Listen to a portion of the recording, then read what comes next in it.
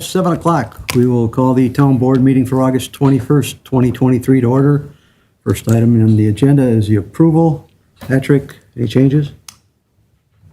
Mr. Chair, No additions, no deletions? no additions and no subtractions. That's a first. I think it is. I kept waiting for that last second one.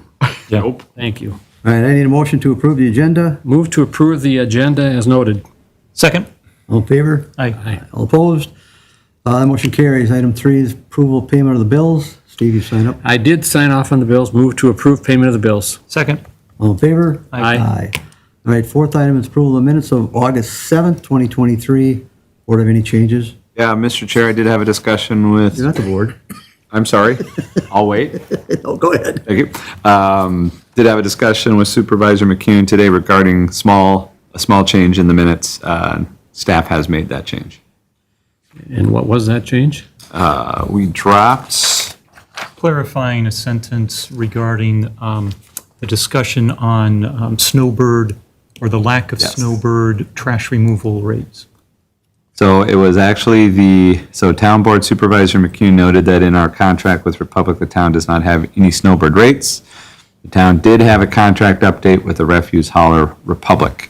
The next two lines, we chose to strike because they don't make a lot of sense to those previous sentences. So, very minor. All right, Steve, you have any changes? Nope. All right, then I need a motion to approve as amended. Move to approve the minutes as amended. Second. Motion's made, second, all in favor, say aye. Aye. All opposed? All right, item 5, we have 8 consent agenda items, if the board pleases, or if they want to pull any of them. I will move to approve the consent agenda as submitted. I'll second that. All in favor, say aye. Aye. All opposed? Yeah, that's a first. All right, item 6, old business, this is State Fair Park and Ride, no parking sign request. Yes, Mr. Chair, I did pull this from consent at the last board meeting for staff to follow up on some extra fail-safes with the two townhome associations that are surrounding State Fair Ride, Park and Ride over at the Calvary Lutheran Church.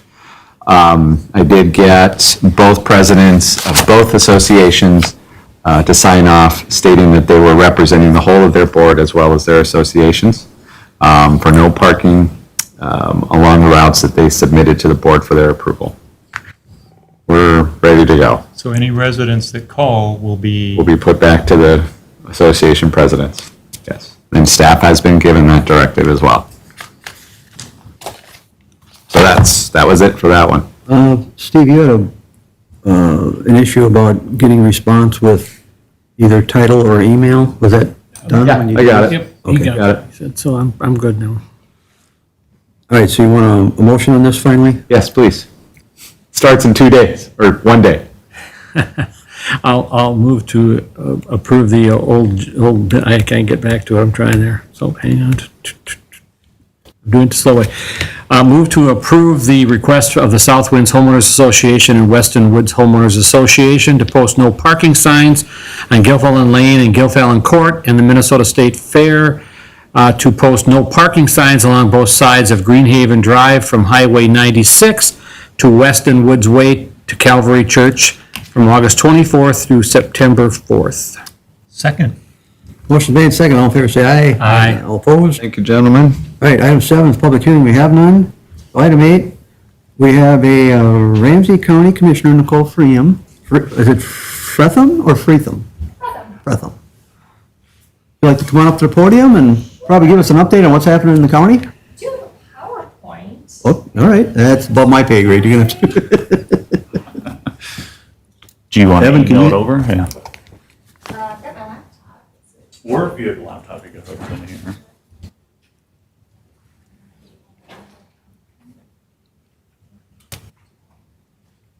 I don't have my notes. Do you have HDMI?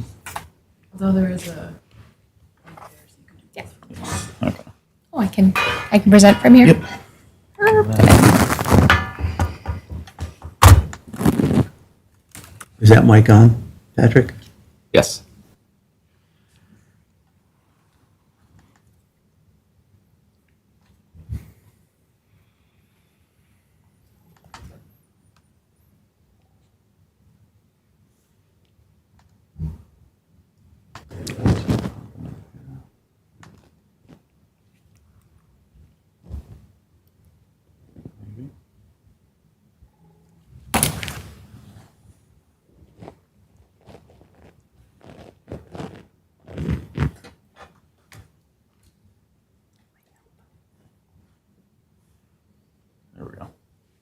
It's thinking about loading.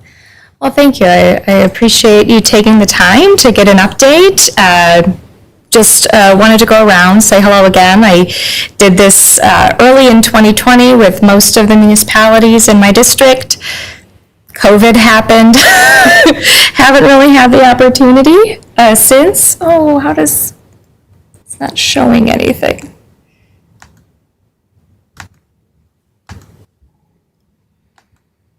Here you go. Oh, I want to reverse that.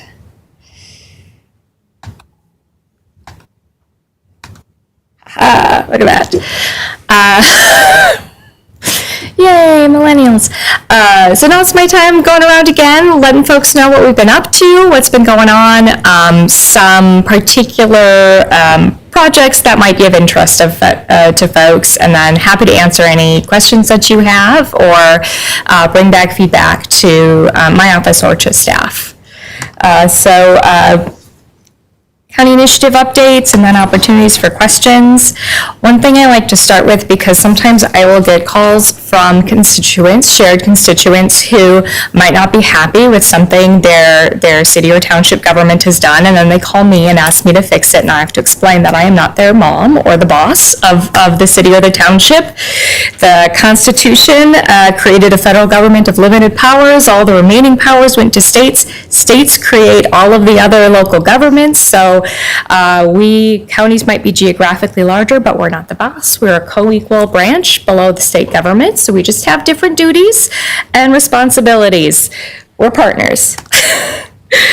With that, some of the things that we do and the responsibilities we have related to our emergency call center. So when folks call 911, a couple years ago it was reported that we were investing some of our ARPIT funds to provide more of a spectrum and range of responses depending on the calls people had, so that if there were calls that people had that didn't require police, fire, or paramedic, but they did need some sort of intervention, that we would come up with a system and a structure to determine the appropriate response to that situation. So, for example, if someone's got a barking dog, probably don't need fire or ambulance or police. You could even have a community group. We're looking at contracting with some community groups to go out in some situations where it just might be easier and more low stakes to go address issues in the community. We will be using social workers, and we have them embedded in our emergency communication center. They co-respond on calls to determine the appropriate response. And we've built out a framework and a structure with our police departments, local government folks. I think we have Councilmember Gable from Venice Heights has been involved in this work, along with some of our community groups and community members, to talk through what are the situations in which we'd have an alternate response to what we're doing now and what that response would look like. Right now, we do have social workers embedded, and we have mobile crisis teams responding to 911 calls.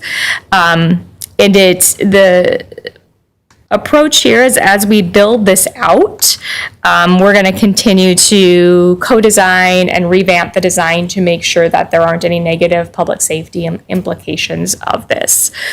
Soon, there's going to be a public health response when there is a substance use issue and it doesn't require an emergency response, so that we can go out and try to address the underlying addiction or substance abuse issue. We're working on contracting with community agencies for other sorts of responses that might not require police or social worker or ambulance or fire. I think another one that folks have talked about is, I've heard about the work coming through. There's a lot of different scenarios they walk through, but sometimes when families are changing parenting time, they like to have another person present, but it doesn't need to be a police officer. That can be sometimes scary for the kids. So trying to find alternative options for them. And then in the future that we're going to go countywide. We're piloting a few things in different jurisdictions. For example, the substance use is going to be piloted in a handful of jurisdictions based on the number of calls that they get related to that issue. And then it does plan to go countywide. The group is going to continue to work, and hopefully the result will be increased community well-being and lower costs overall, so we're controlling our costs with that. Questions about this? I guess I'm a little bit confused here. So if you do call a 911, they decide if it's a community service person goes out or the sheriff? So they have a whole system of questions that they ask to determine what needs to go out. If it's a robbery, it's a police officer, but there are a handful of situations where they've predetermined, where they've determined, hey, we probably don't need a police officer for this, let's send someone else. But they also have people, in addition to the plan that's come up with this huge community representation design model, they also have folks embedded in there, so if there are mitigating factors that weren't addressed in that, they can determine whether it needs to escalate up or down.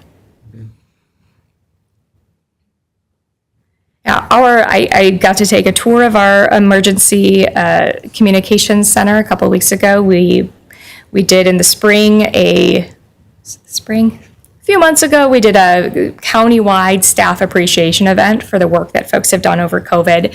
Obviously, some of our 24/7 operations, like our emergency call center, weren't able to attend, so we did a smaller version at that site, but it was great to go see the work that they have in ensuring that things are being responded to right away. People are able to work together. They're in different units, and you can see all the different areas where people are collaborating. I think I was standing behind someone as they were dispatching due to a dumpster fire in White Bear Township while I was out there. So it's like, hey. So they are extremely professional there, and they have really rigorous processes and procedures that they follow in the responses. Other questions? None of them. Great. One thing I wanted to share, something new that we're doing, our workforce development team was partnering with one of our cities. City of Shoreview reached out and said, we want to do something more to figure out what our businesses need, but we don't know what, we don't really have the capacity. So we, as the county, lend some of our economic development staff to work with their Economic Development Commission on a workforce and business environment survey to figure out what the businesses in their city needed and how they could best support them. They had identified a lot of things and helped them tailor support and resources. So different programs that they wanted that would be useful in their area. They had businesses wanting to get more resources on how to incorporate diversity, equity, and inclusion work. And then also, it helps us gather, we were able to use data that we were gathering across Ramsey County about how workplaces were changing to try to help different businesses address those changing needs and the gaps in there. So one example is the differences in hybrid and on-site remote on-site work. And one of the large gaps in that is for IT positions specifically. A lot of those are mostly remote at this point, but we do have places across Ramsey County that still lack access to high-speed internet, not just because of finances, but also just because it may not be available in their area. Some of the infrastructure just hasn't been put into place. And then, of course, there are folks who don't have the equipment and or don't have the digital literacy to use the equipment. So working with businesses to figure out how we can address some of those needs to make sure that they have the workforce that they need. So this was something new that they tried. Our workforce director is really excited about it. She wanted me to share that it was happening. If you wanted to talk to partners at the City of Shoreview, see how that was working. And I think she'd be interested in figuring out how to scale up and down that work with other jurisdictions, if that's something folks were interested in. Questions on that one? Coming back to talk about the HRA levy, we just started collecting levy dollars through our Housing Redevelopment Authority levy. 2022 was the first year we were able to do that. It's all of Ramsey County except for North St. Paul. We're able to invest these funds into housing infrastructure and affordable housing in addition to many other programs that help people access housing. So things like we implemented a new down payment assistance program that increases the loan for first-time home buyers, focusing on first-generation home buyers, increases the purchase price limit, and eliminated asset limit requirements on it. The previous program was solely funded with federal dollars, and it was so limiting in terms of what you could buy that most of our suburbs were completely priced out at the level of assistance where you could actually get down payment assistance by using HRA dollars to fund this, we're able to get a lot more folks into the program and buying homes. We also have investments in our critical corridors program as we look at areas of development that might need more reinvestment, whether it's infrastructure, jobs. I know one of the projects in my district focused on getting folks back to businesses along the area because we'd had an extended construction project that reduced a lot of the business drivers, but we've put 1.83 million into that, 14 different projects, and we think we've preserved, based on our estimates, about 1,200 jobs, created 750 jobs, and or construction jobs, and then created 540 jobs. So different ways that we're able to shift dollars and to invest in communities directly using this levy money. And in White Bear Township, looks like primarily for our HRA levy 2022 spending, it was primarily in our energy efficiency work because funds are split like 50-50 between the city and suburbs, but because we have so many suburbs, not every suburb is going to see a project every year. But then there's also more other spending. So for example, in our down payment assistance program, there are other ways that money from the HRA levy could be coming into White Bear Township. So this is an example for the last 5 years of money from several different sources, including the HRA spending in White Bear Township. We have a lot more data too, and I think our CED team happy to tell you more details on the spending and how it impacts and how you can utilize that more as you're looking at economic development in your community. But wanted to give you a little overview of what's been done so far. Any questions on that one? This is what I'm most excited about. Ramsey County and Washington County jointly own the Recycling and Energy Center in Newport. And we are rolling out a curbside food scrap pickup program throughout all of Ramsey and Washington County.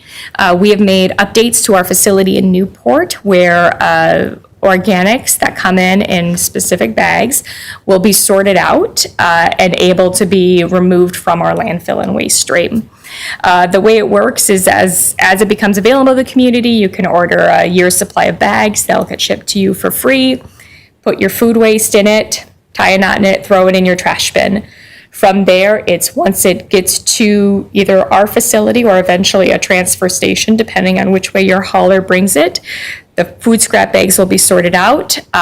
At this time, they're going to commercial compost, but we're also working with a company who is building an anaerobic digestion facility. All of the organics will eventually be contracted to be sent there. They will use all the organic waste from Ramsey and Washington County to create what's essentially clean natural gas. It's pumped in directly into the natural gas pipeline, reduces our needs for fracking, and creates, it becomes an energy source and a revenue source from the garbage, which is very exciting. At this time, it's just being piloted in a few communities, North St. Paul, Maplewood, and Oakdale and Newport. Newport and Cottage Grove, thank you. And then in the next couple of months, it's going to move to those cities entirely, and then it will slowly roll out as we build capacity in the system. Our team is working logistically with all the different haulers and local municipalities to determine at what order we move forward. Right now, it's only haulers that are directly hauling to our facility. We're working with, there's about a half dozen transfer stations where waste from Ramsey and Washington County are hauled. They will need to put in the same technological upgrades we did in order to continue taking trash from us, and then they'll be able to sort as well. So we expect it to be across both counties fully implemented in the next couple of years. But you can go to the website now and let them know you're interested, and they will let you know when it becomes available in your area, and we'll send out bags to you to get started.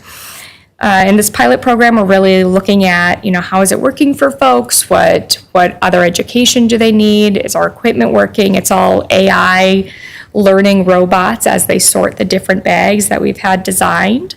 And once we feel like the pilot's up and going, then we can continue to expand. Will we be contacted by our contracted hauler at that time? That's a good question. I actually don't know if the haulers, I mean, we're contracted through Republic. yeah, and you guys do coordinated trash? Do what? Coordinated? Yeah, everyone has one hauler. That means you might get it sooner. Lucky you. I've been arguing for Shoreview after so many organics mishaps. It's easier when it's one hauler because the R&E team is working with all of the haulers to determine that rollout and where they bring the trash. They will also contact jurisdictions as well when it's ready to roll out. I wouldn't expect it to go to any other jurisdictions till early 2024 at the very earliest. Other questions? This will be one of the largest municipal organics recovery endeavors in the country. It was actually, as we were looking at our plans to contract with someone to build an anaerobic digestion facility, there wasn't a comparable facility in the United States doing this. We actually toured one of the facilities in England and in Sweden to see how they were doing it, and doing it at a temperature that was, and a climate that was similar to Minnesota. There were a few in California, but it's not the same. And the company that we went with, we toured their facility in Jönköping, Sweden, and they're not on a natural gas line, so they use the biogas waste to turn it into a biodiesel fuel, which then fuels all of their garbage trucks. It fuels half of their bus fleet and something like 2,000 private vehicles in the community, which is really cool. Any other questions on this one? All right, well, I have no slides on it, but we are getting, the county manager is bringing us our county budget tomorrow, so that'll be unveiled tomorrow and available for folks, so keep your eyes on that. I am trying to pull together an event about property taxes and how they work, hopefully in October, which will just walk folks through. I think there's a lot of misunderstandings on how property taxes work, how they're calculated, and so we want to try to do some community education so that when people come yell at me about property taxes, they're yelling about something that's accurate. Because you can be mad about it, but it's really hard when the anger is misdirected at something else. So I want to make sure people are mad at me for the right reasons. You guys don't know anything about that. Feel free to join me. Your formula to figure it out is enough to hurt my head. Right. That's the one for me. Like, there's so many layers upon layers for it. Any other questions that you have about the county and what we're doing? do. Yeah. Actually, we're heading into a time of much recycling, and everybody needs to do that, but more literature on programs that the county is associated with, like, you worked with Tree Trust, as an example, and you had a program for people to learn what that's about. But with the time of the emerald ash borer taking out lots and lots of trees, there is a need for communities to have access to even a shared place to buy trees for the public. So as an outreach, our park board would like to know where, without them having to do all this work, where they can work or send citizens to buy trees, to replace the diseased trees that we're taking out. And there's a lot of them. And so, we're not in the business of buying trees, but we want to at least give people opportunity to replace them with trees that may not be so susceptible to infection. And then on the environmental side, as far as recycling, or not recycling, but water, making these programs for rain barrels, rain gardens. I know rain gardens come through like Valamo and some of those things, but just putting together from a county perspective where communities can go to give information much easier to citizens that want to get rain barrels, as an example. That is a great point, and for both of those, I see Amy's writing them down so we don't forget them.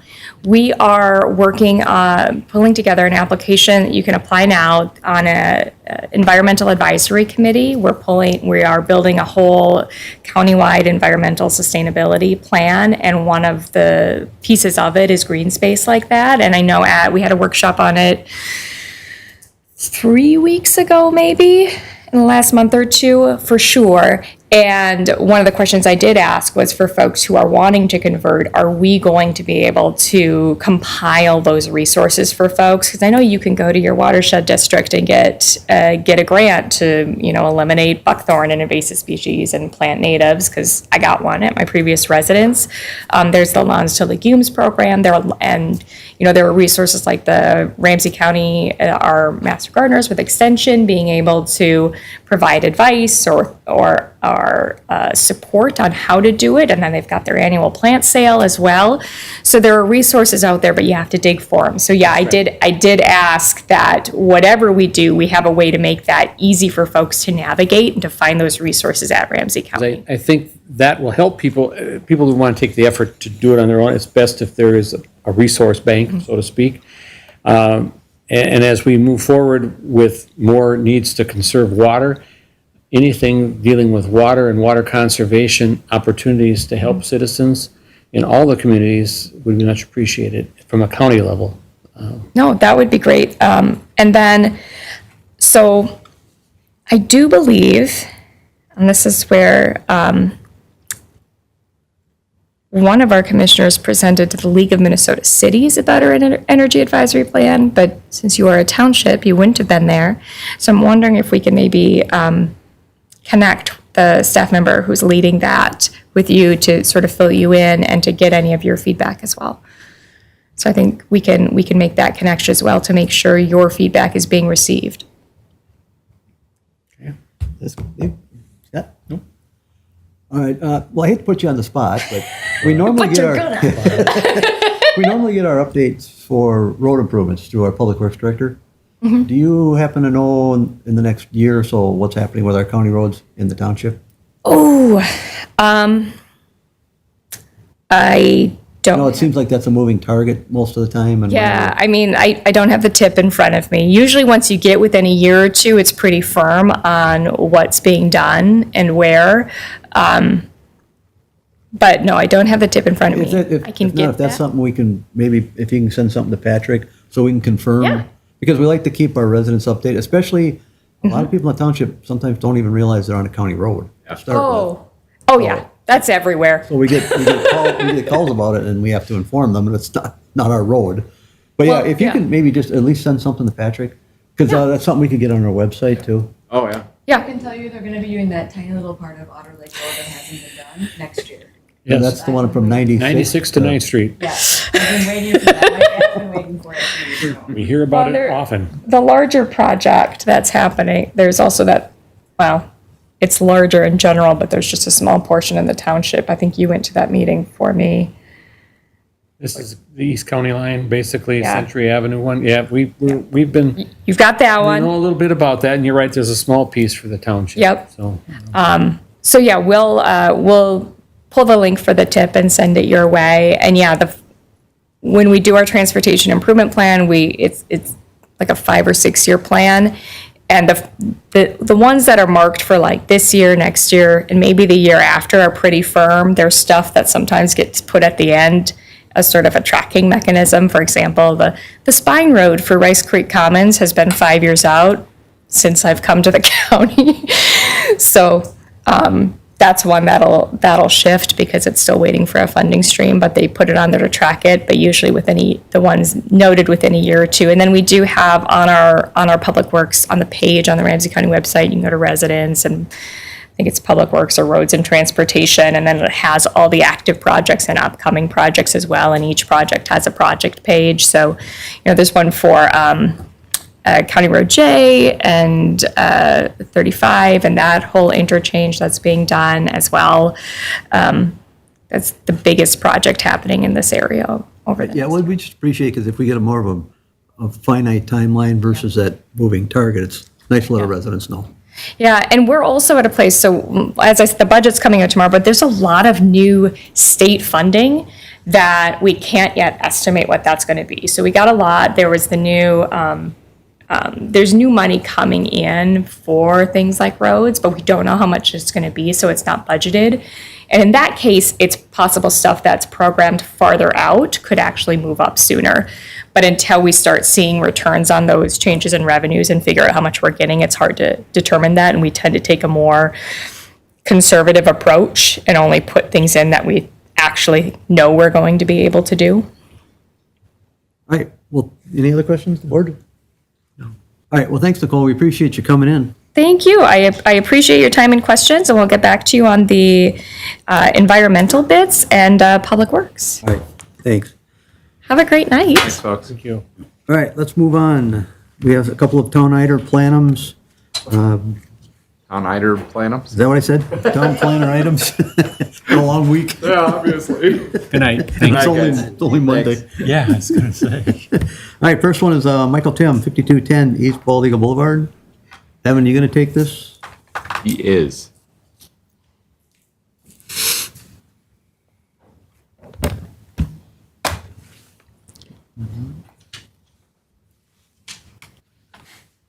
Oh, man, propaganda again. Yeah. Oddly convenient how that works, right?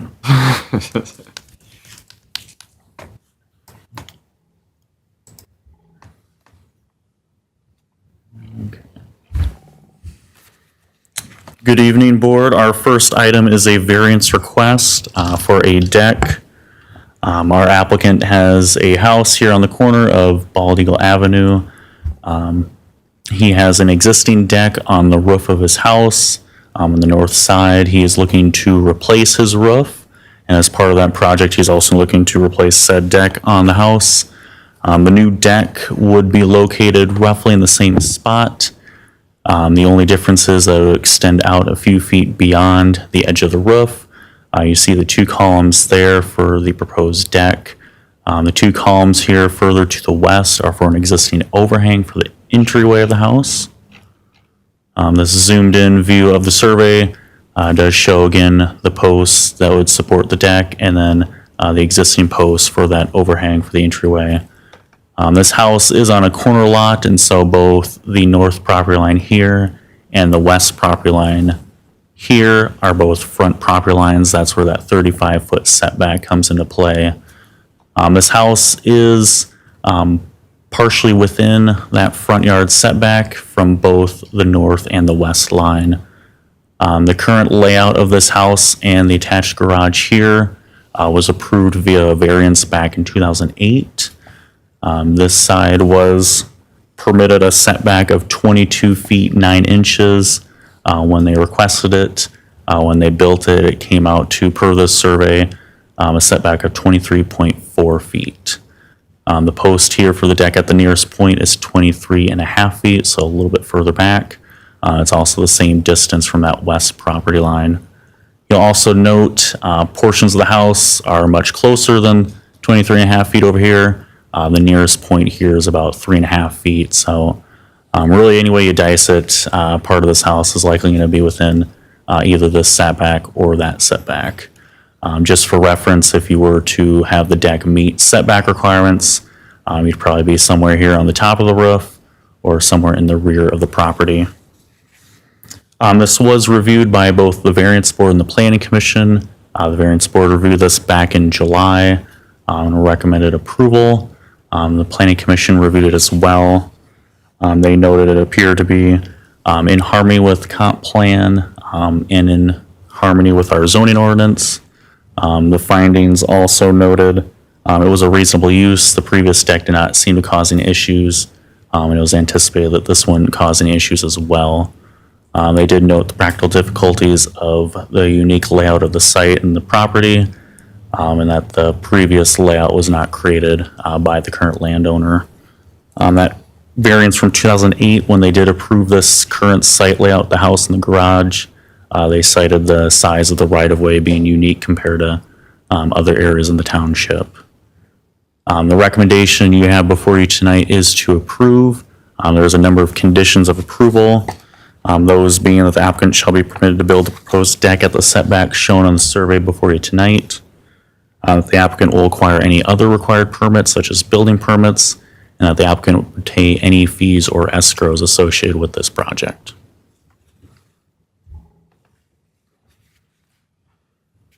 It? And I'll open up for questions.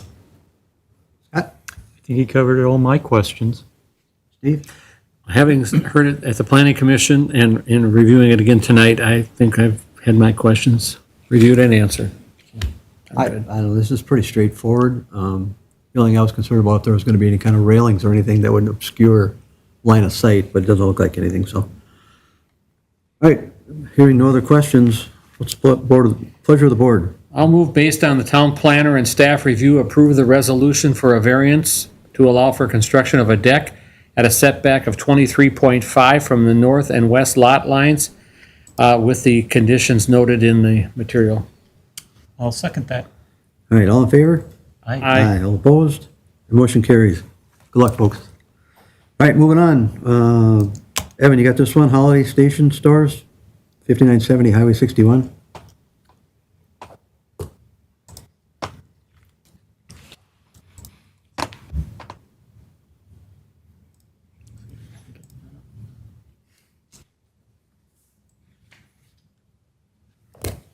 So this is a permitted use standards request for Holiday Station. This is located up on the northern edge of the township, right along Highway 61. You have the existing gas station building here at the center of the site plan. On the west side is the existing canopy with fuel tanks. What they are proposing is to create a second canopy on the east side here. There would be three pumps located under said canopy for diesel. Then tanks underground as well for storage of fuel. This would all be located here, and then the tanks here. They'd also reconfigure some of their parking that was formerly on the east side along here. And that would be located on the north side of the property. And then you have a new trash enclosure located here in the northeast corner of the property. Currently on the site, the trash is located here. This was reviewed by the Planning Commission last month at their meeting. They did have some discussion on, in particular, the screening and appearance of the enclosure, which I can pull up here shortly. But what the commission ended up asking the applicant was for some additional standards for screening. In particular, there is landscaping, if I can zoom in here for you, shown around the exterior of the enclosure itself, and then the actual enclosure itself would be tall enough to screen the entire dumpster within there. And then around the enclosure would also be a curb. It's a 6-inch curb. Staff had noted for the previous enclosure to have a curb around it just so if there's any runoff or anything else that would be contained within that structure. This does show that 6-inch curb again, so that would satisfy staff's requirements for that. They also discussed the location of an easement that's located on the property. If you go back to the site plan, you'll note that there is a neighboring landlocked parcel to the south.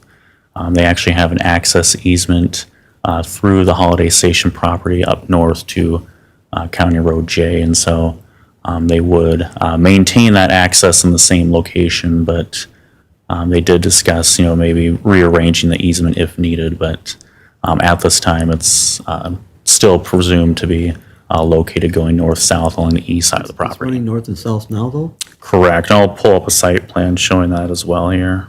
Doesn't it go away with the tanks in place in the ground? Isn't that right on top of the easement? So one option would be if the board wants, you could request the easement run east-west. Well, I'm still confused to where it is north and south. Is it under the new canopy, or is it where the tanks are going? So the new canopy would be right here approximately, and your easement would run roughly along the edge of. Isn't that where the tanks are going, though, isn't it? Correct. So So, it can't stay at the north-south, correct? I mean, you could certainly rearrange the easement. That's up to you guys. The Planning Commission thought it was able to be maintained at this location, but if you guys want to I don't change know how we could that. do that. You can't have a solid gas tank fixture in our easement. Well, it's underground, so in Well, theory it's you'd be true, able but to go easement's also over. considered for any kind of service or electric or whatever. Am I wrong here? I would guess too, if you have something that is refilling those tanks, it's going to block the easement at that particular point. It seems like it makes more sense if we can to move it to the East-west. east-west, but it seems like we're creating a problem there with it running north-south. So that would be something if you guys discuss tonight, how it would be a condition of rearranging the easement to go around east-west.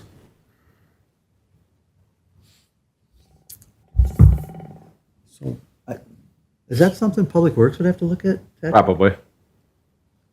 So you, on this aerial, it was gonna be here, Right. and you, so what? It already, We're gonna have to go run it that way. Of course, then you can't. We're looking you at the can't- photograph. Yeah, but you can't exit that way then.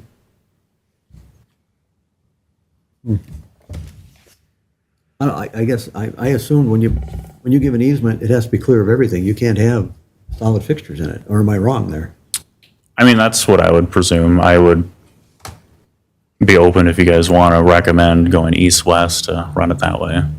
Well, east-west seems to be also a problem, but I don't know, that seems to me that might be a legal battle there, but, because you're gonna end up restricting access to that business. the 5966. Yeah.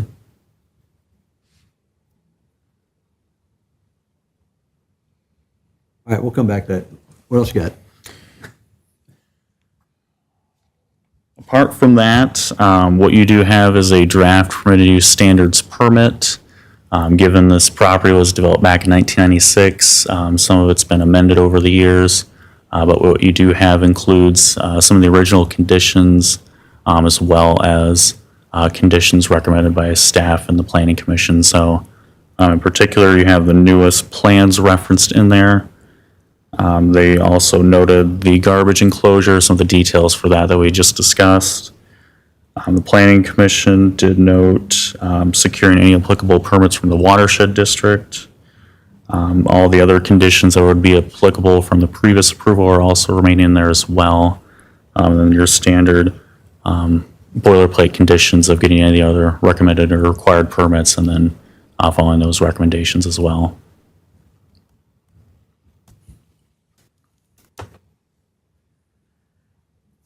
All right, Scott, anything? No. You? Well, no, I think you brought up a very strong point. I guess I just would like to hear from the applicants a little bit more about alternatives, because that, as you said, changing that easement, coming out there to the east-west direction, it's limited. And much easier than, Well, it's either that or, we could okay this request pending, maybe our town engineer review that. 'Cause I don't even know where the utilities are coming to that landlocked piece. Is that coming down the easement line now, which means they're gonna be tearing them up when they put in the tanks? I have no idea. Right, and I would say Jim and Dale both reviewed this and didn't recommend the changes, but Changes of the easement? correct. I mean, if you guys want to discuss with the applicant, we could certainly do that tonight here too. All right, well, I got another question. This do not enter sign on the west side of the property? You're familiar? This is kind of confusing. It says, a do not enter sign that's placed on the east side facing west of a right-in only entrance. So that's that right-in only off 61? Well, it says a do not enter sign shall be placed there, but it says if the sign is facing west, the sign is facing Highway 61.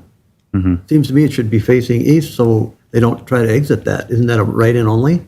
That, yeah, I mean, that's an existing condition, so if you guys want to strike Right, well, that. it's just the way it's worded. It seems like the sign is facing the wrong way. I would agree. I mean, if you guys want to strike that, that's up to you guys.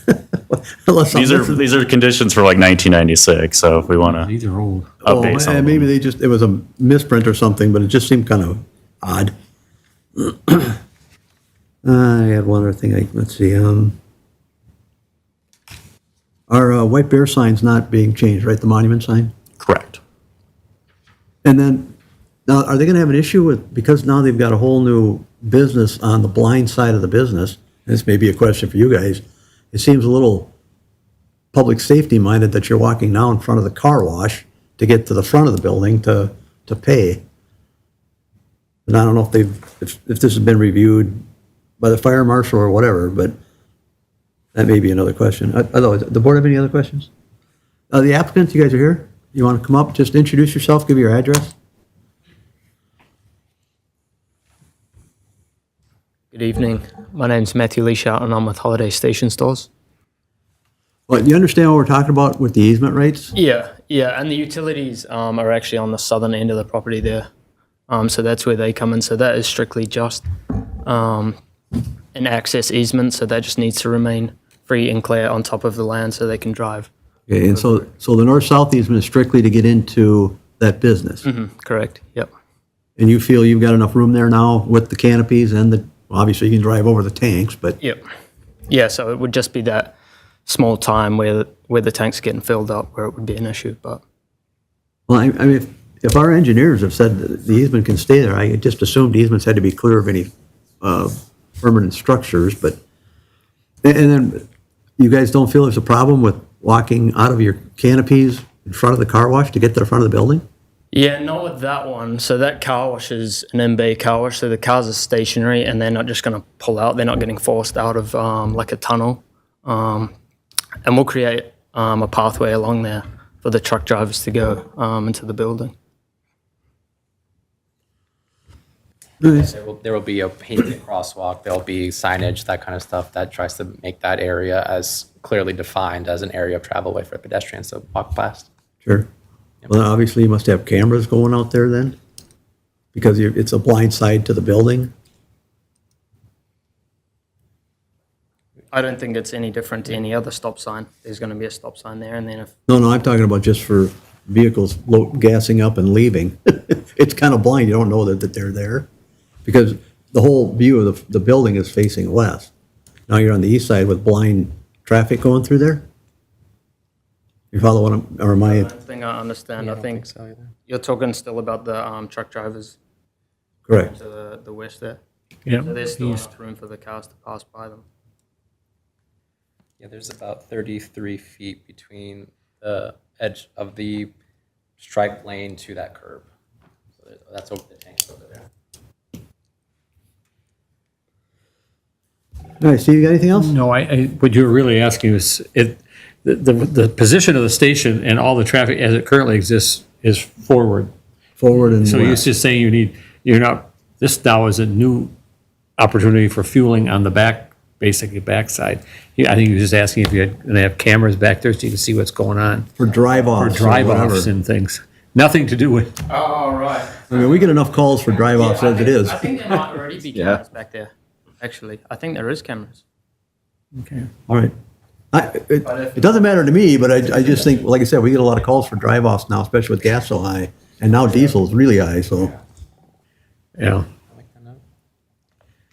Anything else, Steve? No, I think you agreed to the screening for the trash and it's moved up forward, and landscaping to also hide it, so I think that met their requirements, so no, I think if our engineer and Public Works is all right with it. I guess if that, yeah, I wouldn't be the first time I was mistaken. Sure it is. It is an old one, and we did request legal advice early on about it, because it is, it's an interesting thing, but apparently that is, how it stands is that easement as long as they can drive over it. And you That's what it's there for. cleared up the question about utilities for that other business back there, they're along the south side, so Yep. so it should be no disruption. Yeah, so that would be different if those utilities were underneath. And you're basically this is going to help the school bus, that's, you told the planning commission, pretty much this is because you got a lot of requests from the school bus companies that are in liable there to have a diesel options. So, okay, All right, Scott, you got anything? Nope. All right, thank you, gentlemen. Thank you very much. yeah. All right, you have anything else, Evan? Nope. All right. What's the pleasure of the board? Well, based on what we just discussed, I guess based on the town planner and staff review, approve the amendment to the existing permitted use standard permit. I will second. Motion's made and seconded. All in favor, say aye. Aye. All opposed? Motion carries. Good luck, gentlemen. Thank you very much. All right, last one is Pine Ridge Hillside. This is request for permitted use standards permit.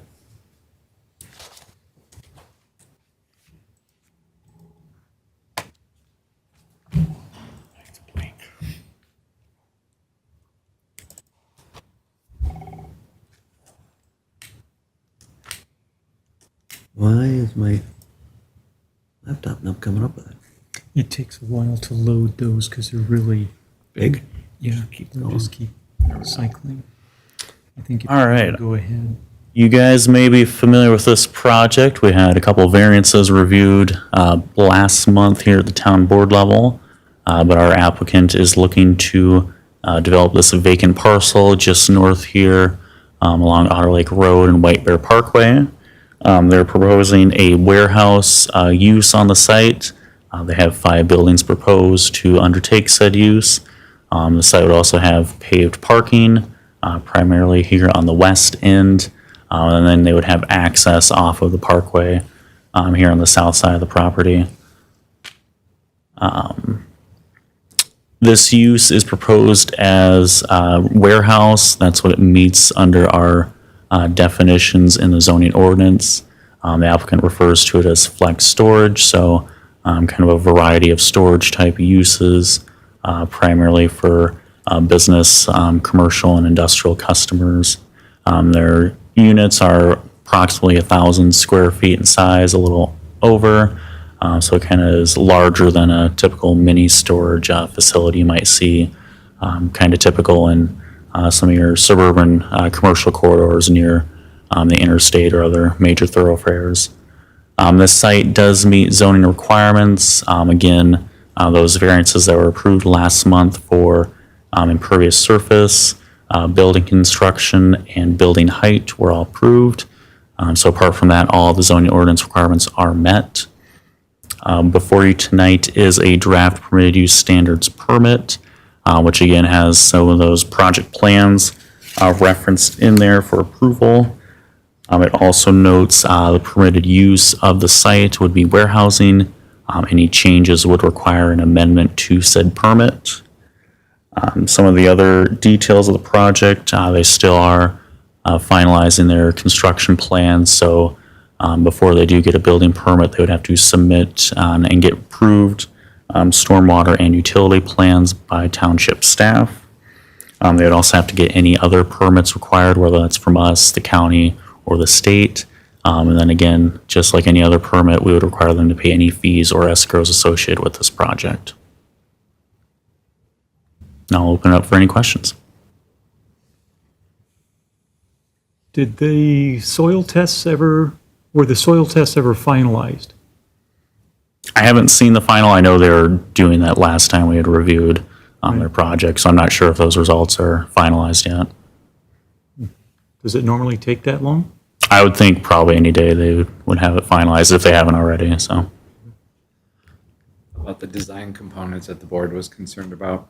Yeah, we can pull up some elevations. They are in your packet before you tonight. But each unit would have entryway doors. There'd also be service doors for each unit as well. Some of the sides would have windows and paneling as well. And then let's pull up some of the landscaping.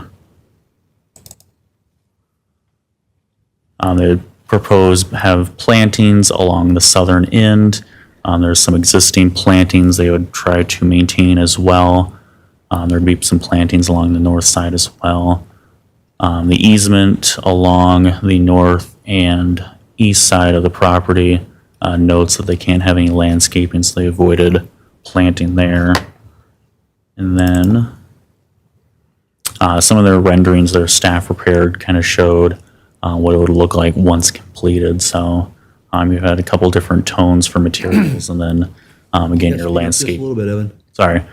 You have a couple different tones for the building materials, and then your landscaping would be located throughout to kind of help blend it in with some of your neighboring properties. Is that siding horizontal, isn't it? It's not vertical? Is it, this 1, 2, and 3 shows a vertical siding. I'm guessing 3 is the roof, just by the deal here, but Correct, yeah. I think doesn't this have to follow the liable edition buildings with those that were? We're not in the liable edition here, I so. know, but I thought there was, with this design, we're trying to keep it complementary, not so it looks like a pole barn, but I thought your other, we don't have it in our packet, but your other dimension did show horizontal siding. Yeah. I don't have, well, just go to one more. I think on the ends. Okay, so as long as it's following that's comparable to what I think we're recommending for, I mean, if you want it rearranged, we could certainly ask that and add that to the permit tonight. like I said, I just want to make sure it is horizontal, not vertical. Yeah. Because that is the pole barn look, is the vertical. The Correct. horizontal is more the siding look. Yeah, if you guys want to specify horizontal. And then obviously there are metal roofs. Correct. Is there an issue? I know even the township had problems with snow sliding off our metal roofs and Oh, yeah, we did. crashing down. So I don't, it's something we may request at least signs posted on the building. Because that is detrimental, especially where the areas where they are parking. Yeah, that would be helpful. Yeah. One of the questions that was kind of glossed over at the planning commission, I believe, was security. The plan that they present here is, it has just a street appeal. I mean, it's a street curb appeal. But the question was asked about fencing and security. All of a sudden, we say, okay, go ahead and do this, and all of a sudden now we're putting up security fences 8 feet, 6 feet high. Are we going to consider any conditions as we move forward with this that we want to know about it? I don't know what we can or cannot do, but, it's pretty wide open. I think if they're gonna venture outside what's called for in ordinance in terms of fence height, they'd have to come request that anyway. Right, you're permitted fencing on any property within the township. As Pat alluded to, if you're exceeding those requirements, you have to come back So this for could be variance. security gates right to the curb. I say they don't have anything showing concrete plans of where they place gates, but I know they discussed, having fencing and security measures around their site, so. So I guess that is the question. They are allowed to do that. They don't Correct. have it in these drawings. Would they have to let us know they're going to put the fencing in, or would it just show up one day? Correct, you'd have to pull a building permit for any of those Put in the fence. improvements, correct, so. But if they're allowed to do it, there's nothing much you can do to stop it anyway. I mean, are you not wanting fencing? I Well, guess it's kind of the, It looks very attractive for a building of this type with nice curb appeal of trees and shrubs, and all of a sudden, now I need to put fencing around it, which changes what the public sees and what we see. It is industrial through there, I get that, but we don't have business across the street that have security fences either. It's an opportunity for a nice little property there in a, like Supervisor Ruther pointed out, an industrial area. It'd be nice to show it off, so Right. I guess it'd be good to hear what their plans are. If any, they might not even be thinking about it. I don't know. Well, hopefully they won't run into a situation where they feel the need. Right? We are low crime here in White Bear Township. Now, there is no outside storage on this, correct. the number of trees, does that meet our ordinance for this development? Correct, yep. And then also, is there plans for a monument sign for this? We haven't received anything. Again, your sign ordinance kind of dictates what you can and can't do. Obviously, if they were to exceed those requirements, that would obviously fall under the Been kind of variance township requirement. policy that if they're going to put up a sign, we'd like to see a White Bear Township logo on it and White Bear Township on it. And it's normally somewhere where it's at least quite visible, like say on the corner there in the intersection. That's something we gotta bring up to them, because I'm sure they're gonna want some kind of signage there. Correct. And I did notice too, is that all downlighting? Those, It should be all down lighting. Chad and I have to work out the close on the property. We can remind them of memorializing with the Whitebird Township logo. Sure. Honestly, if you want, you could, again, you're permitted to use standards permit, you could cite the lighting and the signage standards too in there. Oh, okay. That'd be a good idea. I think that would kind of cover That's even bases better than there. us nagging them. Yeah. I think memorializing it is far better. Yes. Yes.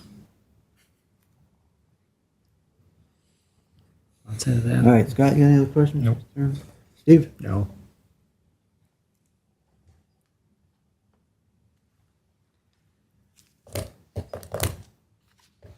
So that, just so we are clear though, that the exterior siding, we want it horizontal. Horizontal. So there's no misunderstanding, we're not looking at vertical.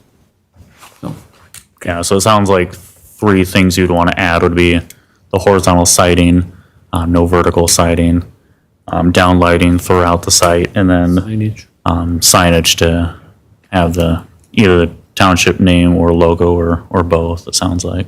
And like I said, it's also up to them whether they want to post the building, because Correct. these are a hazard when that thing lets go. And like I said, as long as we're confirmed about downlighting, I don't want to start getting complaints from, we do have some residents the other side of Otter Lake There are a Road, few. so. Yep. All right, anything else?